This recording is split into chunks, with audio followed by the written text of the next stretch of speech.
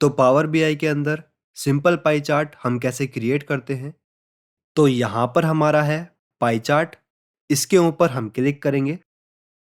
अब pie chart create करने के लिए एक रूल होता है। पाई चार्ट हम उन्हीं वैल्यूज या वेरिएबल से क्रिएट करते हैं जो कि लेस देन 5 होते हैं। इसको हम प्रैक्टिकली समझते हैं। यहाँ पर हम लेजेंड के अंदर सेलेक्ट करते हैं कैटेगरी। इसके बाद वैल्यूज के अंदर हम सेलेक्ट करते हैं सेल्स। तो ये हमारा सिंपल पाई चार्ट क्रिएट हो गया है।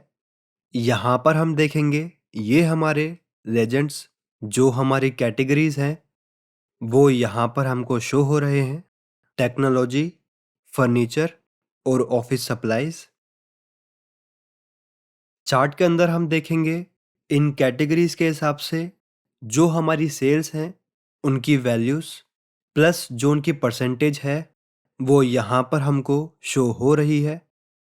अब मान लेते हैं हम इस चार्ट को कहीं पर शो कर रहे हैं, तो जो पर्सन इस चार्ट को देखेगा उसको बार बार ये चेक करना पड़ेगा कि कौन सा कलर किस कैटेगरी के लिए यूज हो रहा है।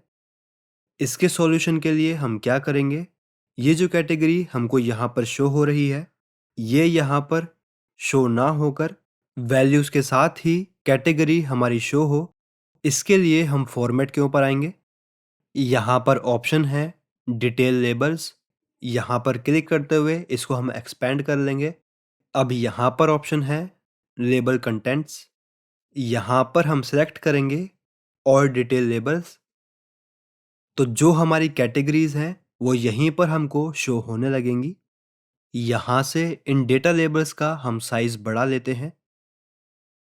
अब लास्ट में ये जो लेजेंड हमको यहाँ पर शो हो रहे हैं इनकी हमें ज़रूरत नहीं है, तो यहाँ पर क्लिक करते हुए इस लेजेंड वाले ऑप्शन को हम ऑफ कर देंगे। यहाँ से लेजेंड हमारे डिसेबल हो जाएंगे। तो ये हमारा सिंपल पाई चार्ट क्रिएट हो गया है।